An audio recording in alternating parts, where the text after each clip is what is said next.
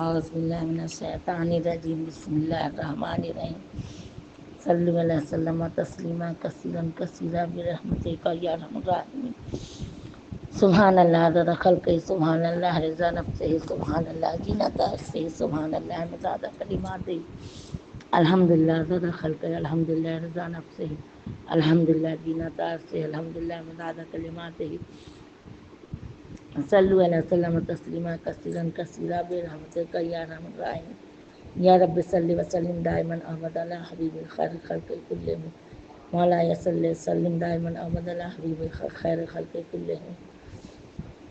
السلام علیکم ورحمۃ اللہ وبرکاتہ۔ 8واں پارہ سورہ اعراف کی تفسیر شروع کرتی ہوں۔ شروع اللہ کے نام سے جو نہایت مہربان بہت رحم والا ہے۔ اللہ قبول فرمائے، جو غلطی ہے اس کو معاف کر دیجیے۔ یعنی جنت میں آسمانوں پر خدا کی وہ مخلوق رہ سکتی ہے جو خدا کی پوری متی و فرما بردار، نافرمان متکبروں کے لیے وہاں گنجائش نہیں۔ بہرحال ابلیس لعین عزت کے اس مقام سے جس پر کثرت عبادت وغیرہ کی وجہ سے اب تک فائدہ بڑا بولنے کی بدولت نیچے دھکیل دیا گیا، تنبیہ ابلیس کی مدت دراز تک زمرہ ملائکہ میں شامل رکھنے سے متنبہ کر دیا کہ حق تعالیٰ نے متکلفین میں کسی کی فطرت حتیٰ کہ شیطان کی بھی ایسی نہیں بنائے کہ وہ صرف بدی کی طرف جانے کے لیے مجبور و مضطر ہو جائے، بلکہ خبیث سے خبیث ہستی بھی اصل فطرت کے اعتبار سے اس کی صلاحیت رکھتی ہے کہ اپنے کسب و اختیار سے نیکی اور پرہیزگاری میں انتہائی ترقی کر کے زمرہ ملائکہ میں جا ملے۔ یعنی جب تو نے یہ درخواست کی کہ تو سمجھ لے کہ یہ پہلے سے علم الہی میں طے شدہ ہے کہ تجھ کو مہلت دی جائے گی، یعنی شیطان جب اللہ تعالیٰ کہنے کی کہ تجھ کو مہلت دی جائے، جب حکمت الہیہ مقتضا ہوئی کہ حق تعالیٰ اپنی صفات کمالیہ و شہنشاہانہ عظمت و جبروت کا مظاہرہ کرے تو اس نے عالم کو پیدا فرمایا، یعنی دنیا کو۔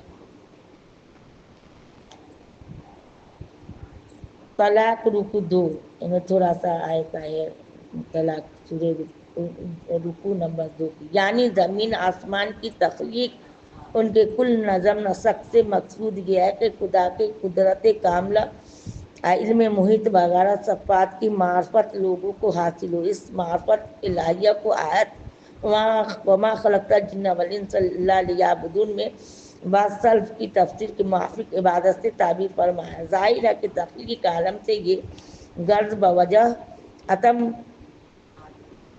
جب ہی پوری ہو سکتی ہے کہ مخلوقات میں اس کے ہر قسم کی صفات کمالات کا اظہار ہو۔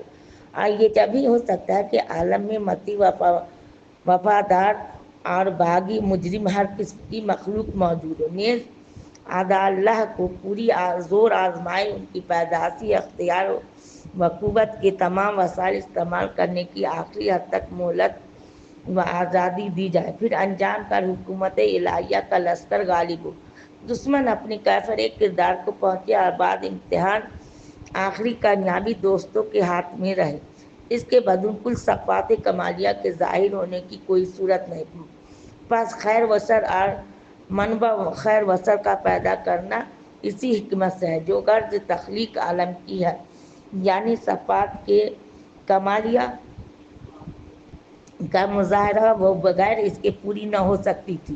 ولا شاء ربک جعل الناس امۃ واحدۃ ولا یزالون مختلفین الا من رحم ربک وکذلک خلقهم۔ رکوع ہود رکوع 10۔ اس لیے ضروری ہے کہ عدد اکبر ابلیس لعین کو جو منبع شر ہے پوری مہلت دی جائے کہ وہ تا قیام قیامت اپنے قوا وسائل کو جی کھول کر استعمال کرے، لیکن یہ چیز ظاہر ہے کہ براہ راست اس محیط کل اور قادر مطلق کے مقابلہ پر ممکن نہ تھی۔ اس لیے ضروری ہوا کہ خدا کی طرف سے بطور نیابت و خلافت ایک ایسی مخلوق مقابلہ پر لائی جائے جس سے ابلیس لعین کو آزادی کے ساتھ جگ آزمائی کا موقع مل سکے۔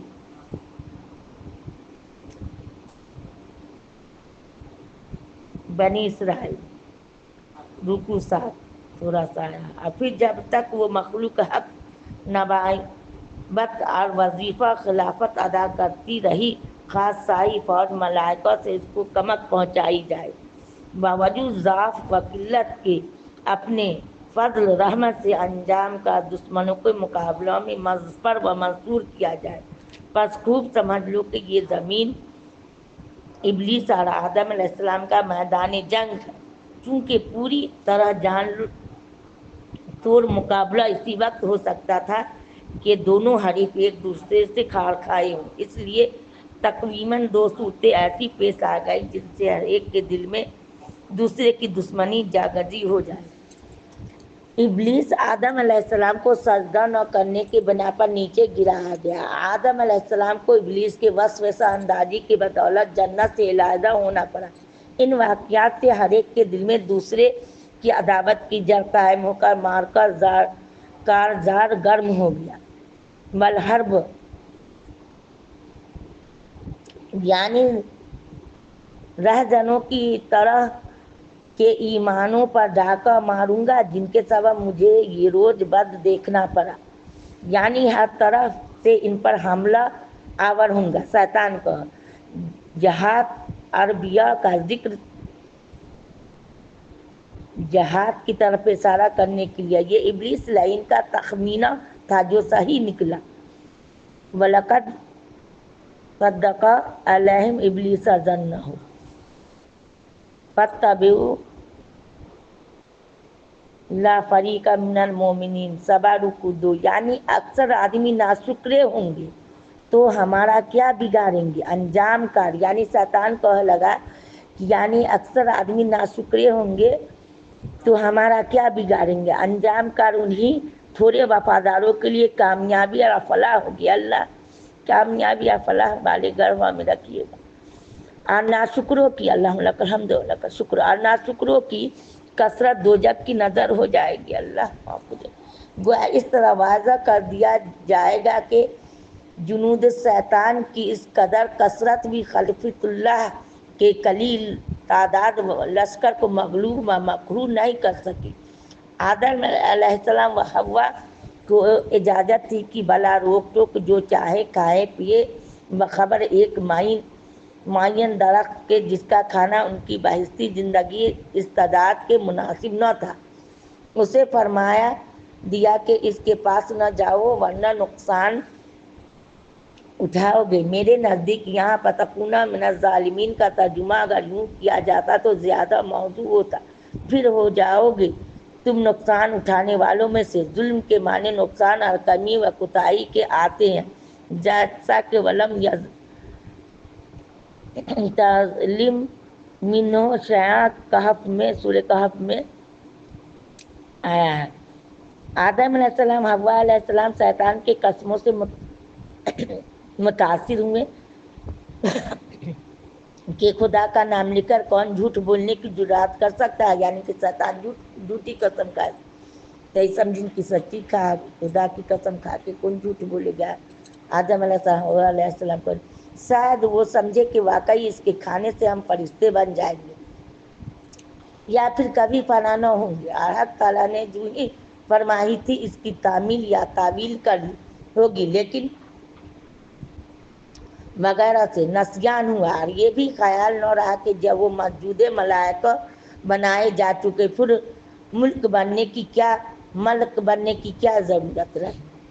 یعنی مسجود ملائکہ جب فرشتے میرے آدم علیہ السلام کو سجدہ کی ان کا کہنا ہے جو تفسیر لکھی نا کہ جب آپ کو مسجود ملائک بنا گیا تو ملک یعنی فرشتے بننے کی کیا. لیکن اللہ کی یہ بھی میں کوئی مصلحت تھی وغیرہ سے نسیان ہوا. یہ بھی خیال نہ رہا کہ جب وہ مسجود ملائک کو بنائے جا چکے پھر ملک بننے کی کیا ضرورت رہی.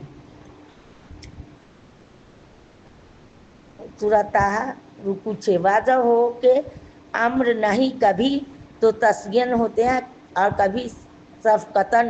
اس کو یوں سمجھو کہ مثلاً ایک تو ریل میں بدون ٹکٹ سفر کرنے کی ممانعت ہے یا ایک تو قانونی حیثیت رکھتی ہے جس کا اثر کمپنی کے حقوق پر پڑتا ہے۔ ایک جو گاڑیوں میں لکھا ہوتا ہے کہ مت تھوکو کہ اس سے بیماری پھیلتی ہے، یوں ہی شفقتاً مطلب کہ محبت سے کوئی غلط بات سے روکا جائے، جیسا کہ بیماری پھیلنے کی تعلیل سے ظاہر ہے۔ اسی طرح خدا کے اوامر نواہی بعض تشریعی ہیں جن کی خلاف ورزی کرنے والا قانونی مجرم سمجھا جاتا ہے، جن کا ارتکاب کرنا ان کے حقوق کے منافی ہے، جن کی حفاظت کرنا تشریع کا منشا تھا۔ دوسرے اوامر نواہی ہیں جن کا منشا تشریع نہیں، محض شفقت ہے، جیسا کہ طب نبوی صلی اللہ علیہ وسلم وغیرہ کی بہت سی احادیث میں علماء نے تصریح کی ہے۔ شاید آدم علیہ السلام نے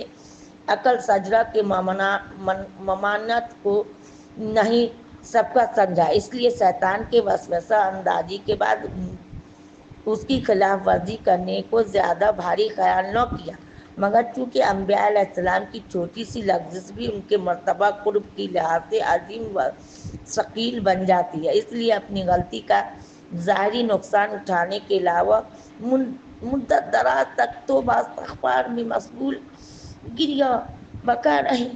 آخر کار مرتبہ ربہ فتاب علیہ وعدہ کے نتیجہ پر پہنچ گئے۔ بود آدم دیدہ نور قدیم، موئے در دیدہ بود کوہ عظیم، یعنی عدول حکمی کر لباس سے بہشتی اوپر سے اتروا دیا گیا، کیونکہ جنتی لباس حقیقت میں لباس تقویٰ کی ایک محسوس صورت ہوتی ہے۔ کسی ممنوع کے ارتکاب سے جس قدر لباس تقویٰ میں رکنا پڑے گا، اس قدر جنتی لباس سے محرومی ہوگی۔ گر شیطان نے کوشش کی اسیان کہہ کر آدم علیہ السلام کے بدن سے بطریق مجازات جنت کا خلعت فاخرہ اتروا دیے، یہ میرا خیال ہے، لیکن حضرت شاہ صاحب رحمۃ اللہ نظر لباس کو عقل شجرہ کے ایک طبعی اثر کے طور پر لیا ہے۔ وہ لکھتے ہیں کہ حاجت استنجا، حاجت شہوت جنت میں نہ تھی، ان کے بدن پر کپڑے تھے جو کبھی اترتے نہ تھے کیونکہ حاجت اتارنے کی نہ ہوتی تھی۔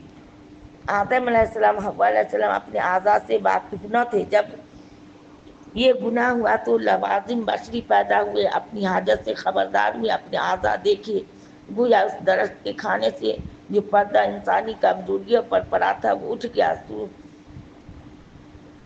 کے معنی لغوی معنی ہے، بہت وسط سے ہے۔ قابیل حابیل کے قصہ میں سورۃ اخیہ میں فرمایا اور حدیث میں ہے، اخدا سو تک یا مقداد اب تک آدم کی نظر میں صرف اپنی سادگی معصومیت تھی، ابلیس کی نظر میں صرف اس کی خلقی کمزوریاں تھی، لیکن کل عقل شجرہ کے بعد آدم علیہ السلام کو اپنی کمزوریاں پیش نظر ہو گئیں۔ جب اس غلطی کے بعد انہوں نے توبہ اور انابت اختیار کی تو ابلیس لعین کو ان کے اعلیٰ کمال اور انتہائی نجابت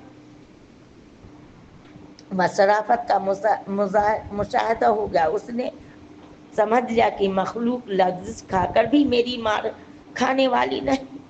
ان عبادی لیس لک علیہم سلطان، شاید اسی لحاظ سے تورات میں ابن قتیبہ صاحب معارف کی نقل کی موافق اس درخت کے شجرہ علم الخیر الشر سے موسوم کیا گیا۔ واللہ علم، یعنی برہنہ ہو کر سرمایہ پتوں سے بدن ڈھانپنے لگے۔ اس سے معلوم ہوتا ہے کہ اگرچہ آدمی پیدائش کے وقت ننگا ہوتا ہے مگر فطری حیا مانا ہے کہ ننگا رہے۔ مفسرین کے نزدیک یہ خطاب آدم علیہ السلام، حوا علیہ السلام، ابلیس لعین سب کو ہے، کیونکہ اصل عداوت آدم علیہ السلام ابلیس کی ہے۔ اس عداوت کا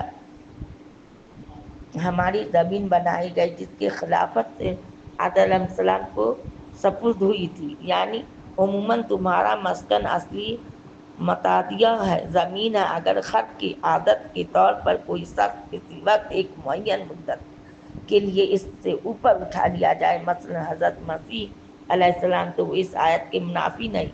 کیا جو شخص چند روز یا چند گھنٹے کے لیے زمین سے جدا ہو کر ہوائی جہاز میں مقیم ہو یا فرض کیجیے وہیں مر جائے، وَفِيهَا تَحْيَوْنَ وَفِيهَا تَمُوتُونَ کے خلاف ہوگا؟ क्योंकि इस वक्त ज़मीन पर नहीं है। दूसरी जगह इरशाद है, मिन्हा खलकनाकुम व फिहा नुईदुकुम व मिन्हा नुखरिजुकुम तारतन उखरा।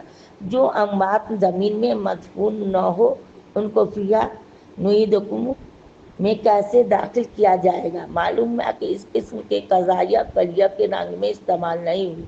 उतारने से मुराद उसका मादा वगैरह पैदा करना, उसके तैयार करने की तदबीर बतलाना। गोए उतारने का लफ्ज़ अक्सर इस मौका पर बोलते हैं जहाँ एक चीज़ को ऊपर से नीचे लाया जा रहा, मगर बहुत दफ़ा इससे मकाफी फ़ौक तहत मुराद नहीं होता, बल्कि जो मर्तबा के एतबार से ऊंचा उसकी तरफ से कोई चीज़ नीचे वालों को अता की जाने पर भी ये लफ्ज़ अतलाक किया जाता। जैसे फरमाया वअंज़ल लकुम मिनल अनआमि समानियत अज़वाज वअंज़लनल हदीद फ़ीहि बास शदीद, यानी इस ज़ाहिरी लिबास के अलावा जिससे सिर्फ बदन का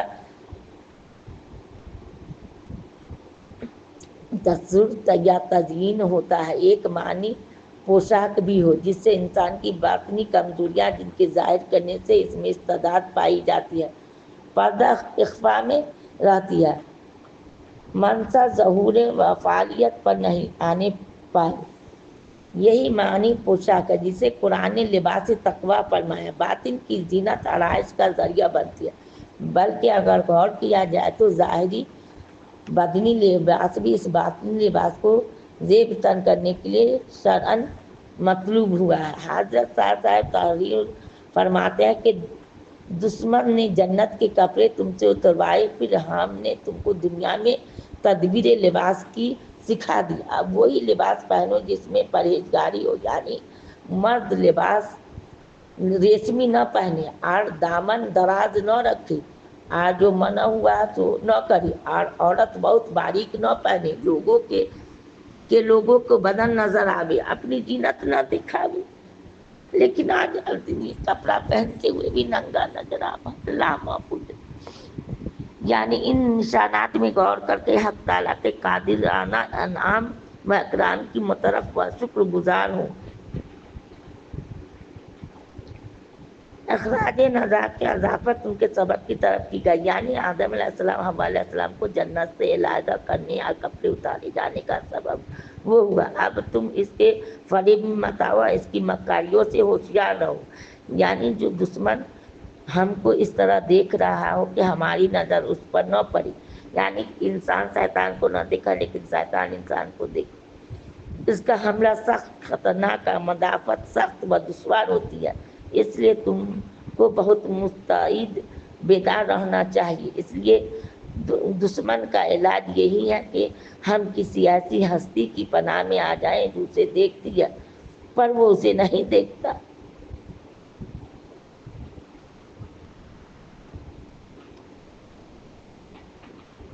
कजिया मुतलका दायमन है, यानी बसा औकात ऐसा होता है कि वो हमको देखते हैं, हम उनको नहीं देखते। इस कहने से ये लाजिम नहीं आता कि किसी वक्त भी कोई शख्स किसी सूरत में इनको न देख सके, बस ऐसे रह दिया जिनकी बिल्कुल नफ़ी पर इस्तदलाल करना कोता नजरी है। यानी जब उन्होंने अपनी बेईमानी से खुद शयातीन की रफाकत को अपने लिए पसंद कर लिया, जैसा कि चंद आयात के बाद आ रहा है, तो हमने भी इस इंतखाब में मज़ाहमत नहीं की। जिसको उन्होंने अपना रफ़ीक बनाना चाहा उसको रफ़ीक बना दिया गया।